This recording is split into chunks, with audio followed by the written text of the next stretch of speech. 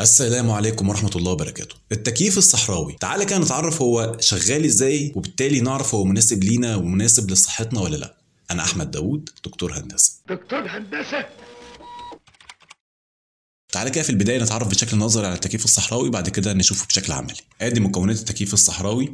بنلاقي هنا في الأول فلتر، وبعدين بنلاقي ورق كرتون كده أو ورق بمادة شبه مادة الكرتون كده، بيكون فيه حوض مية هنا، وفي ترومبة بترفع المية، وفي فانة أو ريشة للتهوية، وبعدين الويندو أو الشباك اللي بيخرج منه الهواء بالشكل ده. ايه اللي بيحصل؟ الترومبه دي بتشتغل بترفع الميه كده، والميه بتنزل في الورق ده، وبالتالي تستمر عمليه رفع الميه ونزولها في الورق ده. الريشه دي بتشتغل بتدور، بتسحب الهواء من هنا بالشكل ده كده، فالهواء بيعدي على الفلتر يتنقى من اي شوائب، بيعدي على الورق الكرتون ده اللي هو المبلل بالميه، فالهواء بتنخفض درجة حرارته، وبالتالي المروحة دي بتدفعه في الاتجاه ده، فبيطلع من هنا الهواء بيبقى درجة حرارته منخفضة أو بيبقى الهواء ساقع، وبالتالي بيعمل عملية التبريد. طيب أنا كنت شفت في إحدى الورش التكييف الصحراوي ده كان بيتعمل له صيانة، فقلت نشوفه برضه بشكل عملي، فتعالى كده نشوفه. ده تكييف صحراوي. ده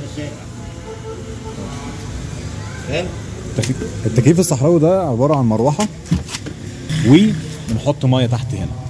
المية دي بتترفع بالترومبة اللي تحت دي. ترومبة بتزق المية في الخرطوم ده، بتنزل في الورق الكرتون ده. المية لما بتنزل كده هنا يعدي في الورق ده كده، المروحة بتسحب الهواء مبلول بالمية دي، بيبقى الهواء أبرد. هي دي الفانة أو الريشة. ادي الترومبة اللي بترفع المية.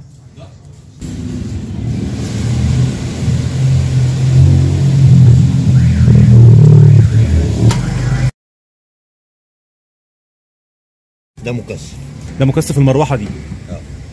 ادي المنظر بتاعه. ادي الترومبه تحت هنا اهي. الترومبه دي بترفع الميه في الخرطوم الازرق ده، وبعدين الميه بتترفع في الخرطوم ده، بتيجي هنا كده في المسطره دي، بتنزل على الورق ده. الميه لما بتنزل كده والمروحه دي بتسحب الهواء بيجي بيعدي على الميه اللي بتنزل دي، بيطلع من هنا اسقع. الهواء يجي من ورا يسحب الهواء يعدي على الميه يسقع، ما يبقاش سخن. الهواء يعدي على الميه يسقع، ما يبقاش سخن. فاهم؟ الهواء يطلع لك ايه؟ ساقع. ممكن تحط تلج. لو حطيت تلج اكنك مشغل تكييف في الشقه. الميه انت بتملاها، تحط من المكعب ده هنا كده. الترومبه بتسحب خلاص، بس الترومبه نفسها بتملى من هنا الميه، تسحب بتعبي الحوض ده ميه، وترميها بالخرطوم على الجنب ده. الميه تفضل تنزل تاني، تنزل في المكعب. عندك الترومبه هنا موجوده. وبالتالي بعد ما عرفنا التكييف ده مكون من ايه من الداخل وبيشتغل ازاي، في التكييف الصحراوي ده يا جماعه ضار او مؤذي صحيا بدرجه كبيره، لانه بيعتمد على انه بيدفع الهواء محمل برذاذ الماء علشان الهواء يكون اسقع. فرذاذ الماء ده لما انت بتتنفسه بيسبب لك امراض في الجهاز التنفسي، بيسبب لك ربو، وبيسبب لك حساسيه، وغيرها من الامراض اللي احنا في غنى عنها. كمان الميه دي لما بتتركن كتير في الحوض، يعني هو بينصح انك تغير ميه كل 3 ايام، ولكن حتى لو غيرتها كل 3 ايام فالميه بتركض على الورق الكرتون، فبتكون بيئه صالحه لتربيه البكتيريا والفطريات، فالبكتيريا دي برضو بتحمل على الهواء اللي هو طلع لك من التكييف الصحراوي، وبالتالي انت بتتنفس الكلام ده كله.